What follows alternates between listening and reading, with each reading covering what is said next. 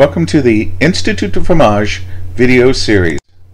During the American Cheese Society conference, I had a chance to ask 5 questions for cheesemakers. Welcome Brian Fiscalini with Fiscalini Cheese. Michael? We're here for 5 questions for the cheesemaker. All right. So our first question: what does your farm or your cheese making bring that makes your cheeses exceptional?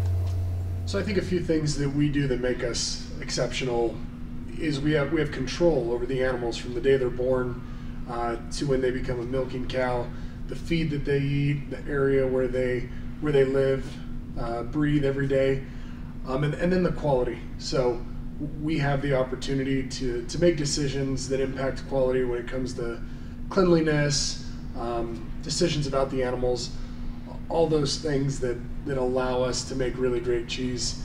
And we have, one of the best cheesemakers in the country or even in the world, so that definitely doesn't hurt things at all. Okay. What is your personal favorite cheese that you make, and why is it your favorite? And why? Asking me what my favorite cheese that we make is like asking me which of my children is my favorite. It's difficult to answer, but I think one of the cheeses that we make that I'm most proud of, because it's got such a unique story and background and it's very different than anything else available in the market, would be our San Joaquin Gold. All right, so besides that, what else? What is it about that particular cheese that makes it more flavorful? Or yeah, so that's a cheese that we created by mistake. We were trying to make a fontina, so it's got just a really compelling story about how we set out to do one thing, it became something completely different, and there's really nothing else. There's nothing else out there that tastes like it. It's got a very creamy, buttery, yet a dry texture that is just, it's out of this world. All right.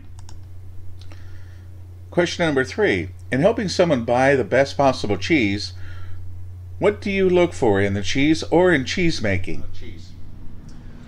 When I help people make a purchase, they're trying to buy cheese, one of the things I think that's really important is asking the people that may work at the store level, the cheesemongers that are out there, asking them their opinion.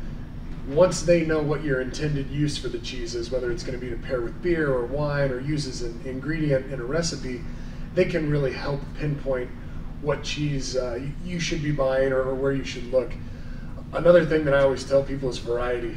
There's so many good cheeses out there. I mean, I would love for people to be loyal and only buy Fiscalini cheese, but there's so many good products out there made, in the United States and then internationally as well, that I think really, really honing in your palate to be able to pick up some of those different things. So keep an open mind when you go into the grocery store. You may have thought you wanted to go in there and buy a cheddar to make a particular dish, and you may leave with 4 or 5 different cheeses that'll just blow your mind. Question number 4: what is your favorite cheese pairing? What cheese pairing and what makes it so good? Why? Traditionally you think that cheese and wine go best together. And it wasn't until a few years ago that I was introduced to beer and cheese pairings. So one of my favorite pairings that I've just learned to love over time is our Leonza with a good strong IPA. So not an IPA that's overly hoppy, but one that's got a good, nice balance of hops. And then that acidity that comes with the beer and the acidity that the cheese have, they just complement each other so well.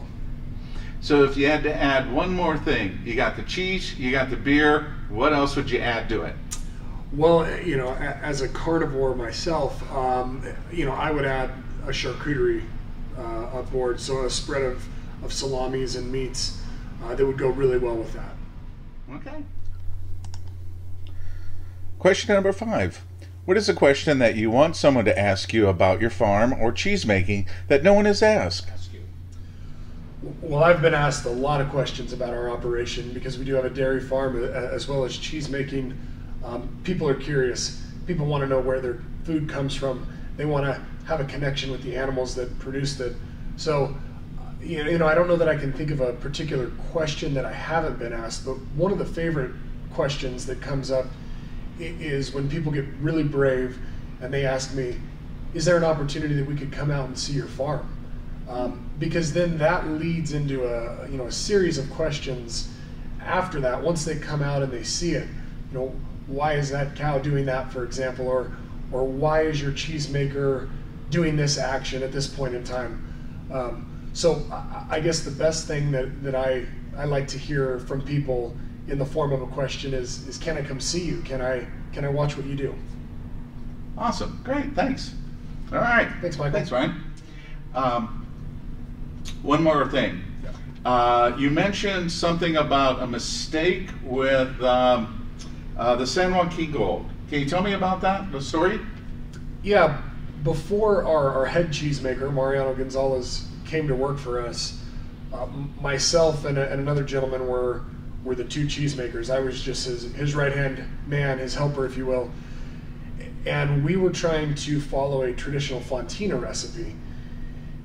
And we entered it into a cheese competition, the LA County Fair. And the judges at that competition came to us and said, we've got some good news for you, we've got some bad news. The good news is your cheese won a gold medal, which we were ecstatic about. The bad news is we had to put it into the proper category because you guys mistakenly put it into a fontina category, and this is not a fontina. It doesn't taste like a fontina, it doesn't look like a fontina. So they put it into an open category, which basically an open category means all the other people out there that have created a cheese intentionally, or in our case, unintentionally. So that's kind of the story behind San Joaquin Gold. And since Mariano's been with us, he's really developed that cheese and created it into what it is today. And how did the name come about? So we tried to take a page out of the Europeans' book, and we named it after the area for which the cheese was made. So the San Joaquin Valley, which is where our farm is located in the heart of the valley in Modesto, we named it after this fertile agricultural powerhouse that is the San Joaquin Valley. And then gold just came from the creamy and buttery goldish color that the cheese takes on. I always thought it was because you got a gold medal. Well, that was our other attempt at humor, was to name it after our first award that we've ever won too. So. All right. Thank you, Brian. Thanks, Michael. All right. This has been a presentation of the Institut du Fromage educational video series.